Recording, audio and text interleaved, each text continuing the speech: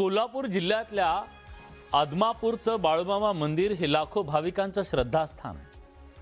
पण याच श्रद्धास्थानामध्ये देवस्थानमध्ये आर्थिक महाघोटाळा झालाय. तसा गुन्हा दाखल करण्यात आलाय. जमिनीची खरेदी विक्री असू द्या किंवा दागिन्यांच्या नोंदी असू द्या, या सगळ्यामध्ये अफरातफर झाल्याचा दावा केला जातोय. इतकंच काय, बकऱ्या आणि मेंढ्यांच्या विक्रीत सुद्धा काळा बाजार झालाय.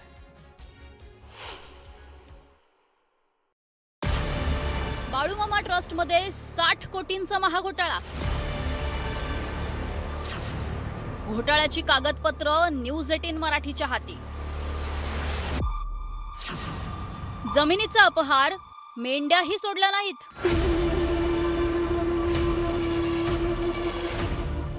संत बाळूमामा देवस्थान. कोल्हापूरच्या भुदरगडजवळ आमदापूरचं हे लाखो भाविकांचं श्रद्धास्थान. संत बाळूमामांच्या समाधी दर्शनासाठी रोजच्या रोज लाखो भाविक येत असतात. हेच बाळूमामा मंदिर देवस्थान आता वेगळ्याच प्रकारामुळे चर्चेत आलंय आणि तो मुद्दा आहे महाघोटाळ्याचा. या देवस्थान ट्रस्टमध्ये तब्बल 60 कोटी रुपयांचा घोटाळा झाल्याचा गुन्हा दाखल झालाय. महाराष्ट्राला हादरवून सोडणाऱ्या या महाघोटाळ्याची कागदपत्र न्यूज 18 मराठीच्या हाती लागली आहेत. न्यूज 18 मराठीनं केलेल्या इन्व्हेस्टिगेशनमध्ये या घोटाळ्याचे धक्कादायक पुरावे समोर आलेले आहेत. हीच ती कागदपत्र आहेत जी उघड करत आहेत बाळूमामा मंदिरातील तब्बल 60 कोटी 75 लाखांच्या कथित घोटाळ्याची संपूर्ण कहाणी.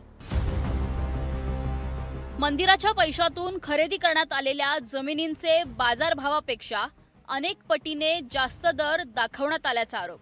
20 लाख रुपयांच्या जमिनीची किंमत दुरुस्ती दस्ताच्या माध्यमातून थेट 3 कोटी रुपये दाखवण्यात आल्याची तक्रार. बाळूमामा देवस्थानच्या नावावर खरेदी करण्यात आलेल्या तब्बल 23 जमिनींच्या नोंदी आणि मालकीबाबत गंभीर प्रश्न. काही जमिनींच्या नोंदी तर उपलब्ध नाहीयेत, तर काही ठिकाणी मालकी आणि कागदपत्रांमध्ये तफावत असल्याचा आरोप.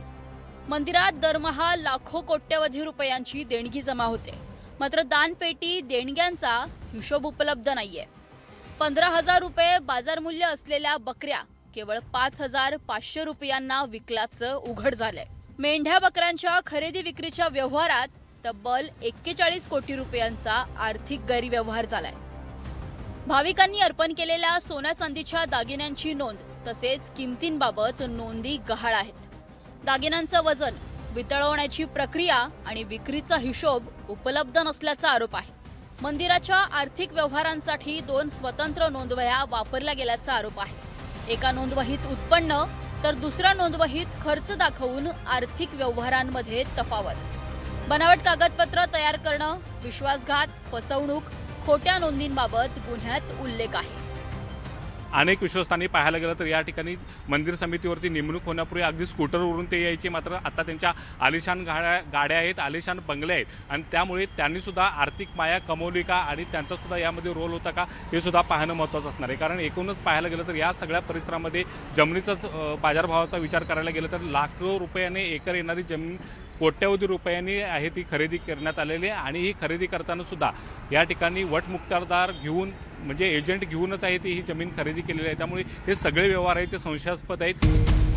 आता यात सर्व कथित गैरव्यवहारांच्या आधारे तत्कालीन उपनिबंधक रागिणी खडके यांच्यासह तिघांविरोधात गुन्हा दाखल करण्यात आलाय.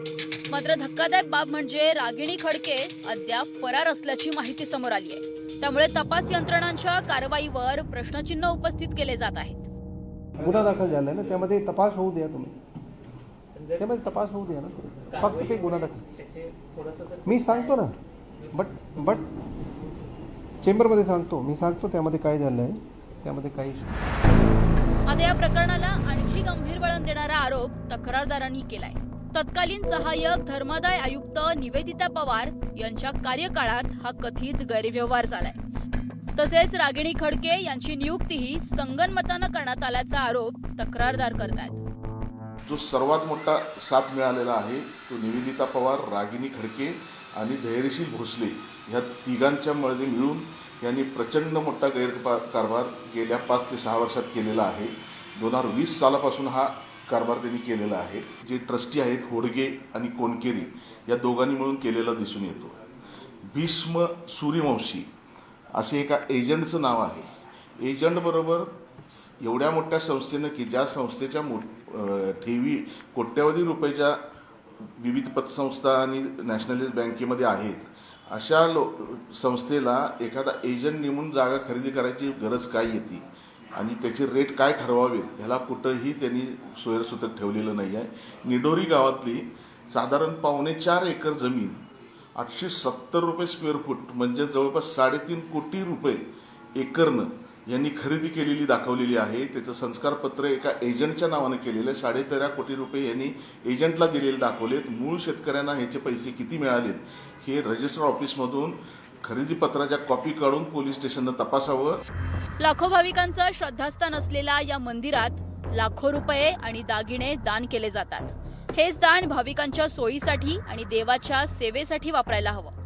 पण ते पैसे घोटाळे बाजारांनी गैरव्यवहार करत स्वतःच्या तुंबड्या भरल्यानं भाविक आता संताप व्यक्त करतायत. भाविकातून तीव्र संताप होत आहे. त्यांची चौकशी व्हावी. 100 अपराध या लोकांनी सगळं केलेला आहे. त्यामुळे यांचा पापाचा गडा सगळा भरलेला आहे. मामाने यांना शिक्षा दिलेली आहे. याची निपक्षपात चौकशी होऊन यांना कठोर शिक्षा व्हावी एवढीच आमची भाविकांकडून इच्छा आहे. अयोध्येचं राम मंदिर असो की मुंबईतलं सिद्धिविनायक मंदिर असो, इथंही भाविकांनी दान केलेल्या पैशांवर डल्ला मारल्याचा आरोप होतोय. त्यातच आता बाळूमामा देवस्थान ट्रस्टचा कथित घोटाळा समोर आलाय. त्यामुळं देवाच्या दारात चोरी करणाऱ्यांना आणि भाविकांच्या श्रद्धेसोबत बेईमानीचा खेळ करणाऱ्यांना कठोर शिक्षा देण्याची मागणी होतीये. ज्ञानेश्वर साळोखे, न्यूज 18 मराठी, कोल्हापूर.